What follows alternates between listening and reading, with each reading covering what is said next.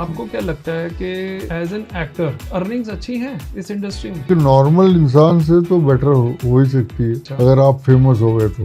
कि आपकी जो फर्स्ट अर्निंग थी, आपने जो अर्निंग करी इन फ्रंट ऑफ कैमरा, अब थोड़ा उसके बारे में बताइए।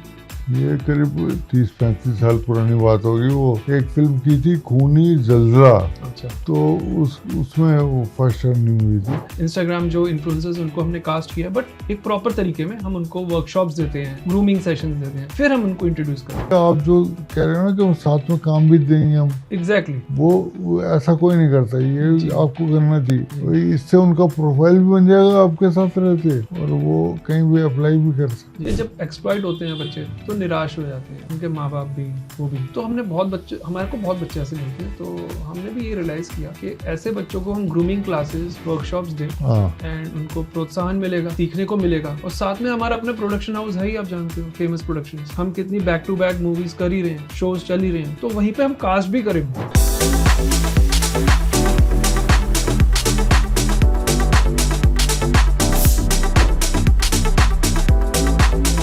Hello everyone, myself Rajiv Vilvadi, founder of famous productions and the drama company. आप सबका स्वागत है एक नए शो पे जिसका नाम है TDC टॉक्स। ये एक ऐसा प्लेटफॉर्म है जहाँ पर experience artist and fresh talents का एक मीटअप होता है।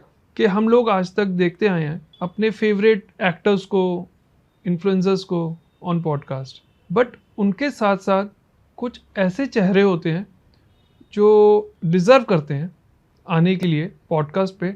तो हमने सोचा कि एक ऐसा शो बनाएं जहां प्रोफेशनल आर्टिस्ट, बॉलीवुड एक्टर्स के साथ बडिंग आर्टिस्ट जो कि स्ट्रगलर आर्टिस्ट को भी प्लेटफॉर्म दें, उनके एक्सपीरियंस भी हम शेयर करें।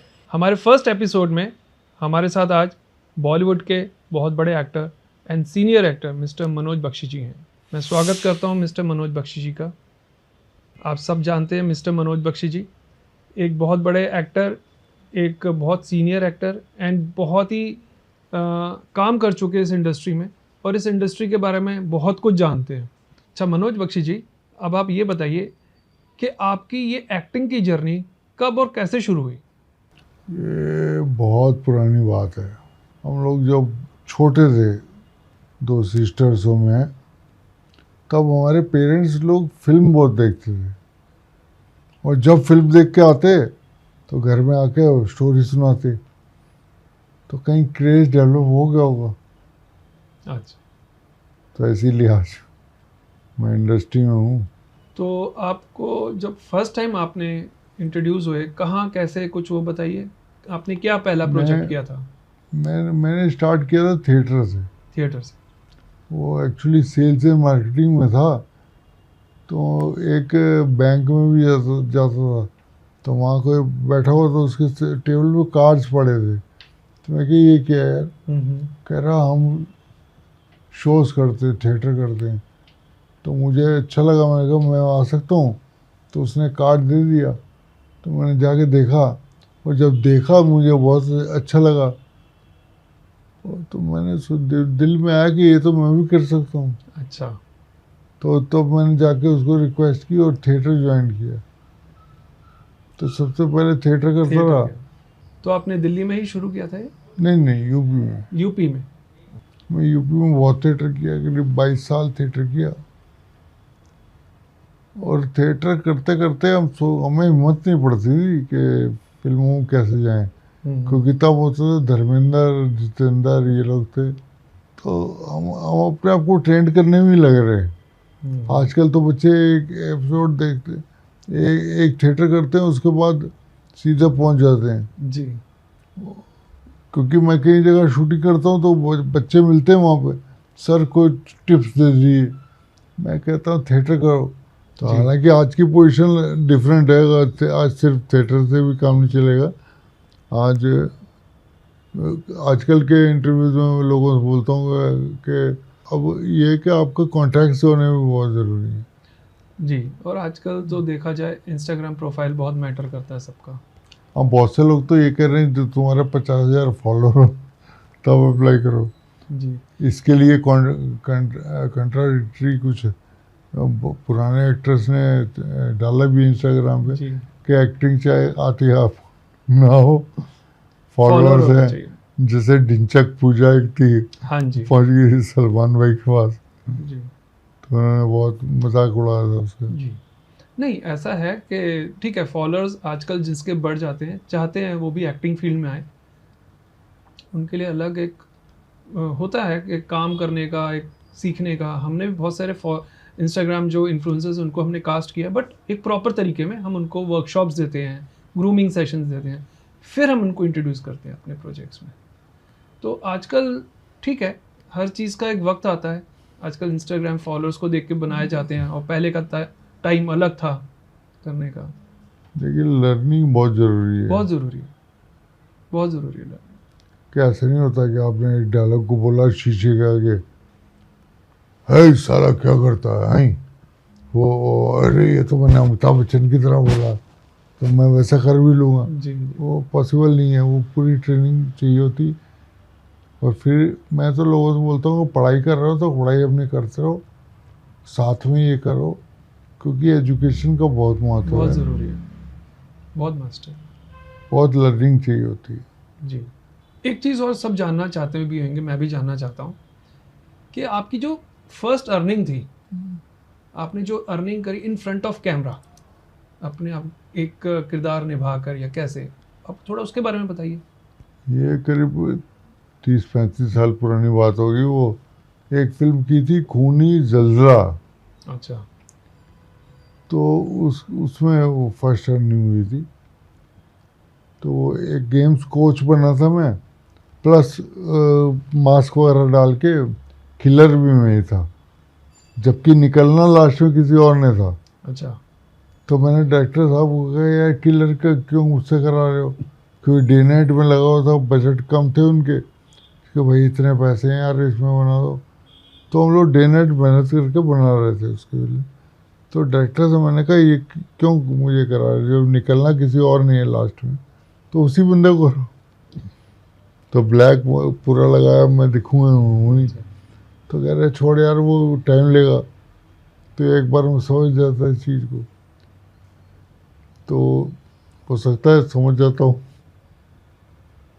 तो आपको उस टाइम जो फर्स्ट अर्निंग थी, उस वो मिलने के बाद तो आपको एक अलग से मोटिवेशन मिली होगी, या एक अलग से फीलिंग आई होगी आगे बढ़ने के लिए भी।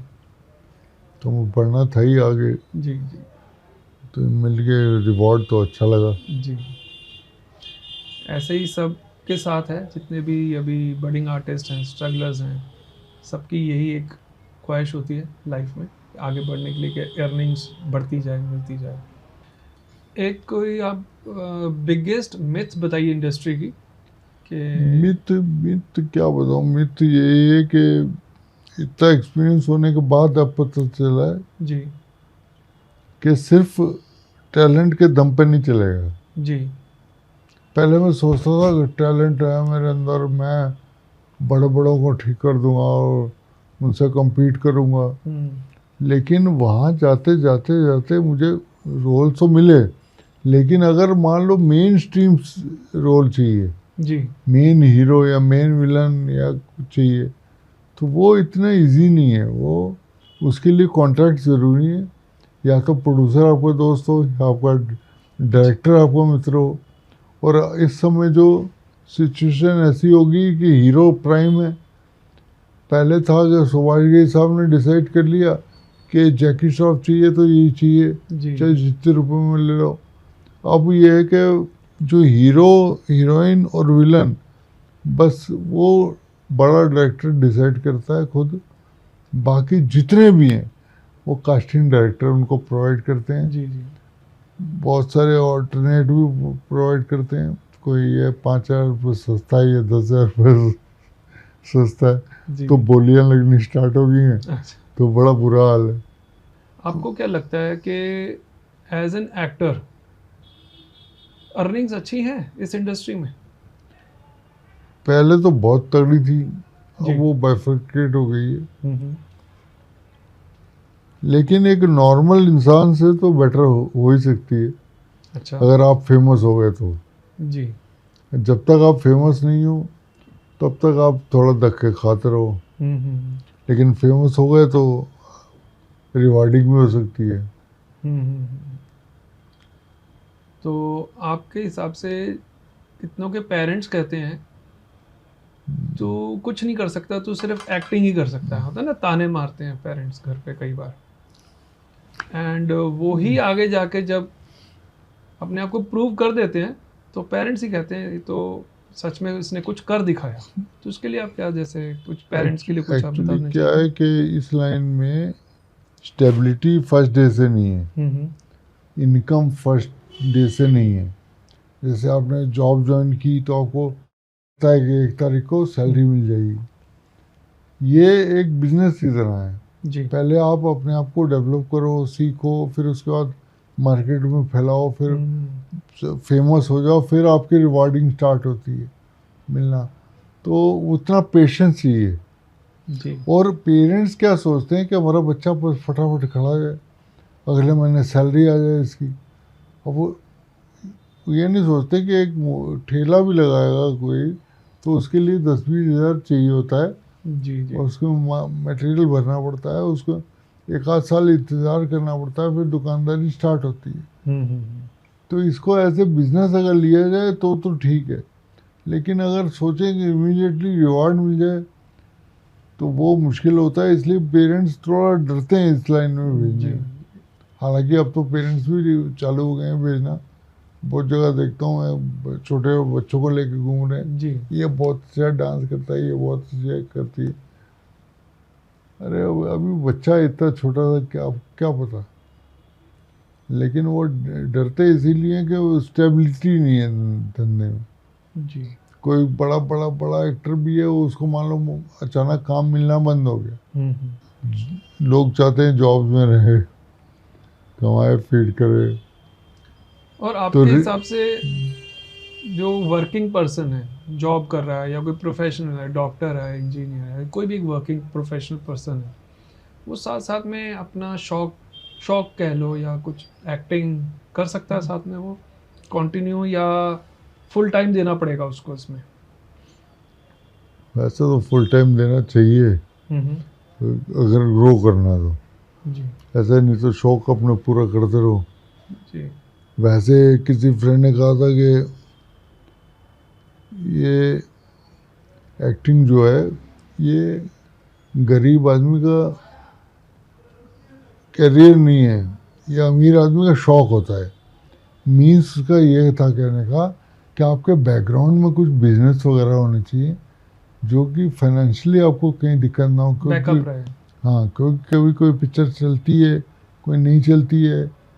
तो आपने देखा होगा बड़े बड़े जो स्टार्स हैं हमारे देश के, जी। उनको फ़र्क नहीं पड़ता, वो खुद ही हंस रहे होते हैं कि हमारी फिल्म फूटेगी, क्योंकि वो ऑलरेडी हज़ारों करोड़ कमा चुके हैं, उसके बाद ऐसी बात कर रहे हैं। अब छोटा गरीब आदमी वो सोचता है कि अरे वाह हम पहुँच गए तो हमारे साथ भी ऐसा होगा। नहीं नहीं, तुम पहुँचते पहुँचते ही तुम्हारी ज़िंदगी निकल जाए। जी। तो आपका मतलब है जो स्टार्टिंग करता है अपने इस कैरियर में, उसका एक साइड बाय साइड कोई काम करे, स्टेबिलिटी लाए, साथ में अपना पैशन ही निभाते जाए, करते जाए, और जब उसको लगे कि ये पैशन ही मेरा प्रोफेशन बन सकता है, मैं फुल टाइम आ सकता हूँ, तो जब ही आना आपकी चाहिए इनकम उसको। स्टार्ट हो तब आए, तब आना चाहिए उसको, आपका वरना ये फिर कहना बाद में आप बदनाम करोगे इंडस्ट्री को। है। हाँ, ये सही कह रहे हैं। ये चीज़ बहुत से प्रोड्यूसर्स मैंने देखे जो बर्बाद होते हुए। जी। उसका उसका रीज़न होता है कि डायरेक्टर लोग होते हैं वो काम पकड़ने के चक्कर में उनको बोल देते हैं कि ये फिल्म जो है 5 करोड़ में बन जाएगी। जी। अब बन जाएगी, प्रोड्यूसर के पास मान लो 7 करोड़ है, उसने उसको 5 ही लगने, चल ठीक है लगा दो। तो अब वो 5 करोड़ में शूटिंग उसने कंप्लीट करी, उसके बाद बोल दिया कि आपको बोला था बन जाएगी, बन तो गई फिल्म, लेकिन अब पोस्ट प्रोडक्शन कराओ। जी। प्रोड्यूसर सोचता है ये क्या चीज़ है, अब पोस्ट के देता है पैसे, फिर उसके बाद रिलीजिंग के देता है, तो वो सोचता है कि चीट हो गया उसके बाद, जी। और फिर वो कमा भी नहीं पाती फिल्म, तो वो और बर्बाद बेचारा हो जाता है।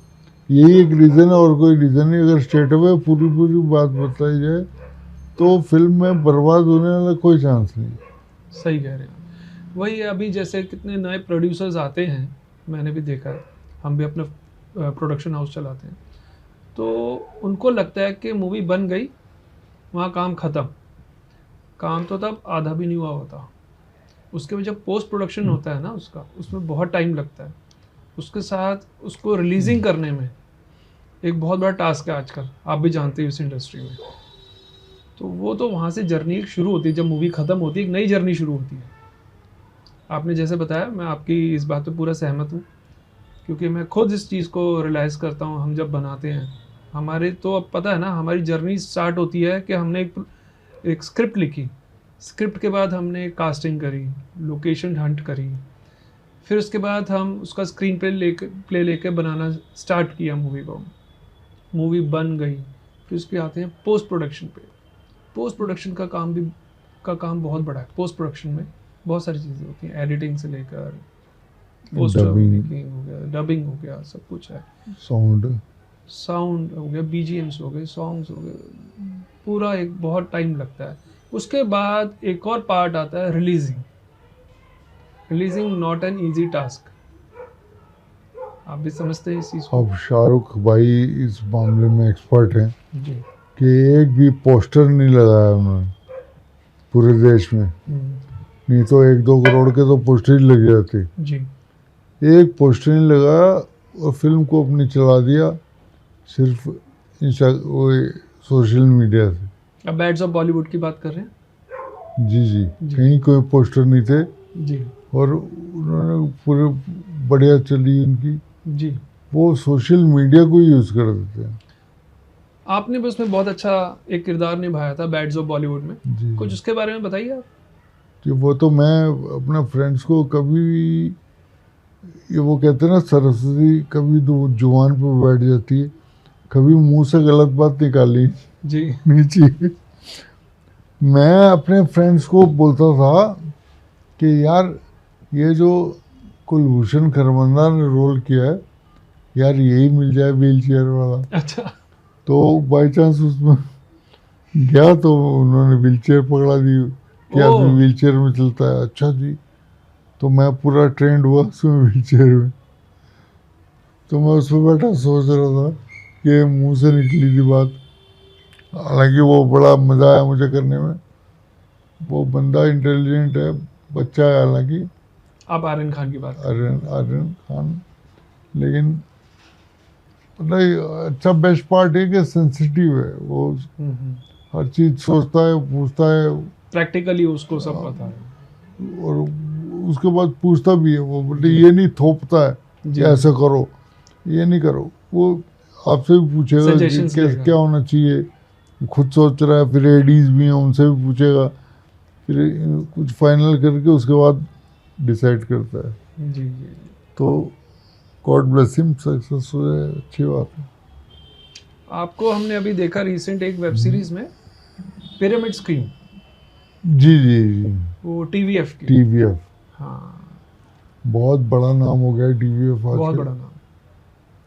पहले ये भी स्टार्ट हुए थे छोटी छोटी फिल्म से जी। लेकिन ये होता है कि अकेला चलता है, एक आदमी एक ग्रुप लेके चलता है। जी। तो ये टीवीएफ एक ग्रुप था, तो अब तो बहुत बड़े लोग बने। वो जो पिरामिड स्कीम है वो चीज़ चल रही है, उसमें परमवीर चीमा है, शेखर सुमन वगैरह, बहुत सारे बड़े बड़े लोग हैं। जी। जी।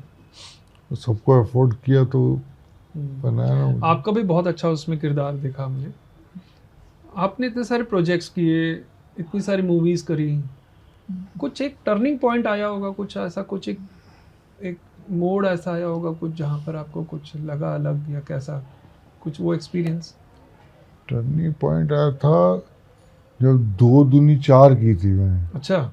ऋषि कपूर साहब के साथ। तो वो दिल्ली में ही आया था कास्टिंग करने, तो किसी दोस्त का फ़ोन आया कि वहाँ जब चले जाओ, वहाँ पर कास्टिंग हो रही है। तो मैं गया, तो उन्होंने एक छोटे से 2-3 लाइन का रोल था, मुझे पढ़वाया। उसने कहा ठीक है आप जाओ। तो मैं घर जा रहा था, आधे घंटे बाद उनका फिर फ़ोन आ गया। तो फिर फ़ोन आया तो मैंने समझा कुछ हुआ है, मैं वापस गया। तो उन्होंने कहा इससे एक और कैरेक्टर है जो ज़्यादा बेटर है, और डायरेक्टर साहब ने देखा तुम्हारा, तो ये वाला ट्राई करो। तो वो भी डायलॉग ट्रैक किए, तो फिर वो ऐसा करके 2-3 बार ऑडिशन के बाद मुझे वो रोल मिला था। लेकिन जो इंडस्ट्री का लीजेंड ऋषि कपूर साहब सामने खड़े हैं, तो मेरे लिए बहुत बड़ी बात थी। 2 दूनी 4 पूरी एजुकेशन डिपार्टमेंट के ऊपर फिल्म थी। जी जी एक अनपढ़ मिठाई वाला कैसे वैल्यू समझता है पढ़ाई की, ये दिखाया उस पिक्चर में।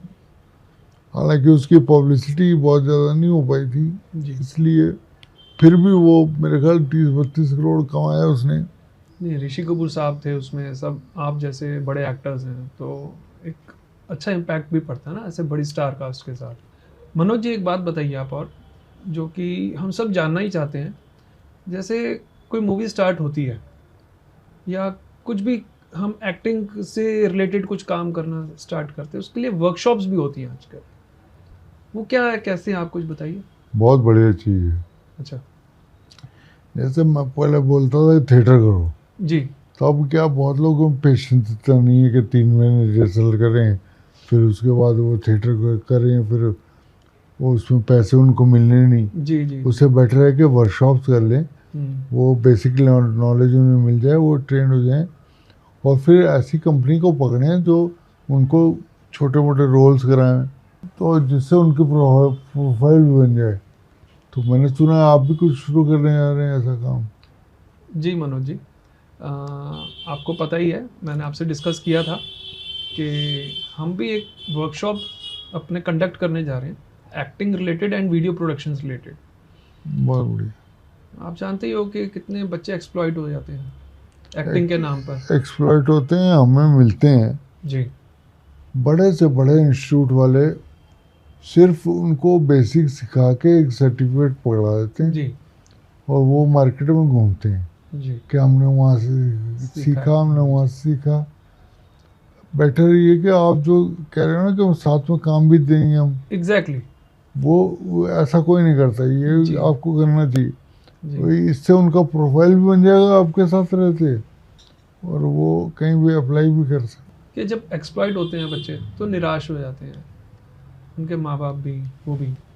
तो हमने बहुत बच्चे, हमारे को बहुत बच्चे ऐसे मिलते हैं, तो हमने भी ये रियलाइज़ किया कि ऐसे बच्चों को हम ग्रूमिंग क्लासेस, वर्कशॉप्स दें, हाँ, एंड उनको प्रोत्साहन मिलेगा, सीखने को मिलेगा। और साथ में हमारा अपना प्रोडक्शन हाउस है ही, आप जानते हो, फेमस प्रोडक्शंस।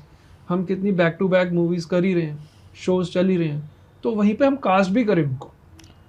ये बहुत अच्छा विचार है आपका, क्योंकि जितने भी ये जो इंस्टीट्यूट्स खुले हुए हैं, ये कोई भी उनको काम नहीं देता। जी वो बेसिक का नॉलेज थोड़ी बहुत करा के उनको सर्टिफिकेट पकड़ा देते हैं, बस अब जाओ बाजार जी, में बहुत घूमो। देखे हैं ऐसे।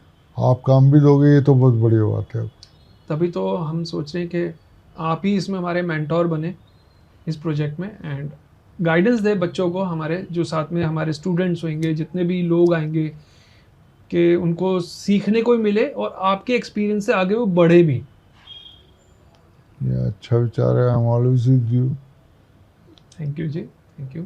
आपकी एक्सपर्टीज़, आपके जो वर्क एक्सपीरियंस बहुत काउंट करेंगे इसमें, और बच्चों को ग्रोथ में बहुत फ़ायदा मिलेगा। अब देखिए, हमारे पास जो आते हैं स्टूडेंट्स, वो जुड़ते हैं हमारे साथ, एंड उनको ये अच्छा लगता है कि फेमस प्रोडक्शंस के साथ आके उनको काम मिल रहा है आगे। ये देखो, हम भी देखो, हर किसी को अर्निंग्स चाहिए, अपना बिजनेस है, सब है, फैमिलीज जुड़ी हुई हैं, ठीक है, वो एक सेकेंडरी है। प्राइमरी ये होता है हमारा फोकस कि हम बच्चों को नरिश करें, उनको सिखाएं, उनको ग्रूम आउट करें, उनको प्रैक्टिकली नॉलेज दें ऑन द फील्ड।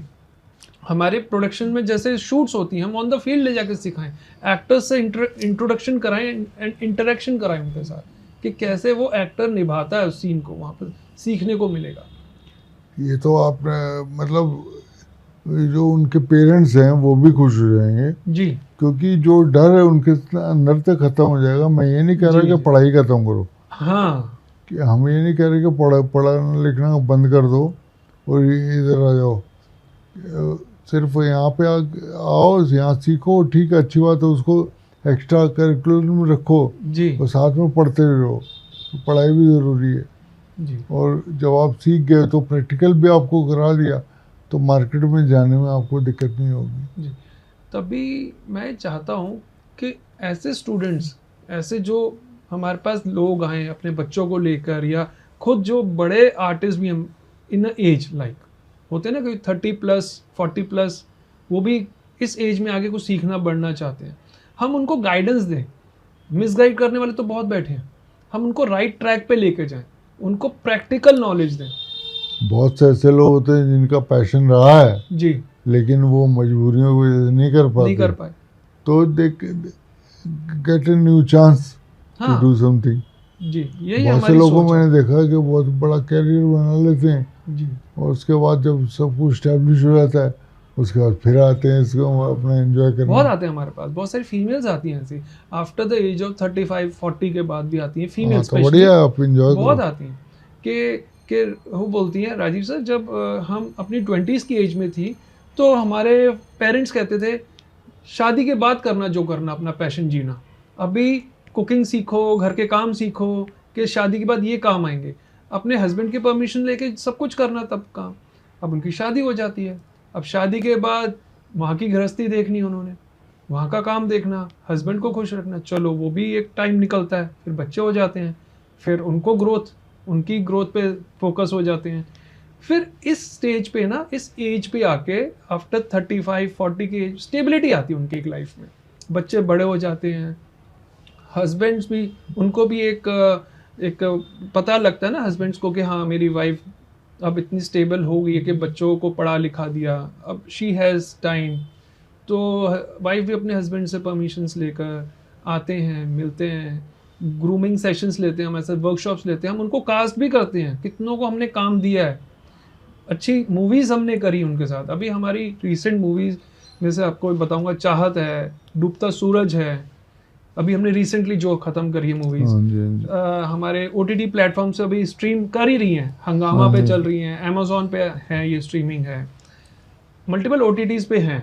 अभी चाहत 2 का भी हमारा स्टार्ट होने जा रहा है प्रोजेक्ट वापस, अब चाहत की इतनी पॉपुलैरिटी, अब चाहत 2 पे हम आ रहे हैं, तो मल्टीपल प्रोजेक्ट्स हैं। साथ में आपको पता ही है हमारा एक सोशल मीडिया पे प्लेटफॉर्म है द ड्रामा कंपनी के नाम से, वो बहुत अच्छा चलता है, उसमें हम न्यू आर्टिस्ट को डायरेक्ट हम इंट्रोड्यूस करते हैं on that stage with a professional artist, कि जब new Qamar and professional artist मिलके काम करते हैं, न्यू कमर को कितना सीखने को मिलता है प्रैक्टिकली, तो वो भी हम इनिशिएट कर रहे हैं, उनको वो स्टेज वहाँ से देके हम डायरेक्ट बॉलीवुड में एंटर करने के लिए मौका देते हैं।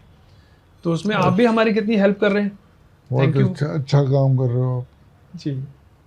आप लोगों का साथ हो, बॉलीवुड का साथ हो, तो हम ऐसे लोगों को, ऐसे बच्चों को प्लेटफॉर्म देते रहें, आगे बढ़ते रहें, क्योंकि ना इस टाइम मैंने देखा है बॉलीवुड का नाम खराब भी बहुत हो रहा है, हर कोई कहता है कि नहीं वो इंडस्ट्री अच्छी नहीं है। मैं आपको कह सकता हूँ ये सबसे अच्छी इंडस्ट्री है बॉलीवुड, सबसे अच्छी इंडस्ट्री है। यहाँ के आप बड़े बड़े एक्टर्स, डायरेक्टर्स, प्रोड्यूसर्स से मिलो, बात करो, पता लगता है कितने मैच्योर लेवल पे काम करते हैं, मैच्योरिटी से काम करते हैं ये लोग, और कितना अच्छा सिखाते भी हैं न्यू कमर्स को, इन्हीं के नहीं सिखाते हैं। मैंने बहुत लोगों से मैं मिला हूँ जाकर इंडस्ट्री में, वो वेलकम करते हैं।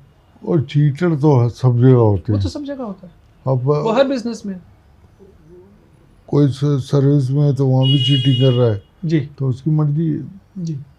मगर मैं कहूँगा बॉलीवुड बहुत अच्छी इंडस्ट्री है, मैंने अब तक जितना देखा मैं बहुत भी अच्छी। कहता हूँ, आप तो इतने पुराने जुड़े ही True. हुए हो।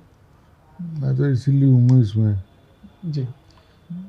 अब एक थोड़ा सा वो बताइए, अभी मैं आपसे डिस्कस जैसे कर ही रहा था पहले भी, कि हम लोग चाहत 2 बना रहे हैं और मल्टीपल प्रोजेक्ट्स है, हम जो अभी काम कर रहे हैं famous productions and the drama company से, हम ऑडिशंस लेकर आ रहे हैं अभी।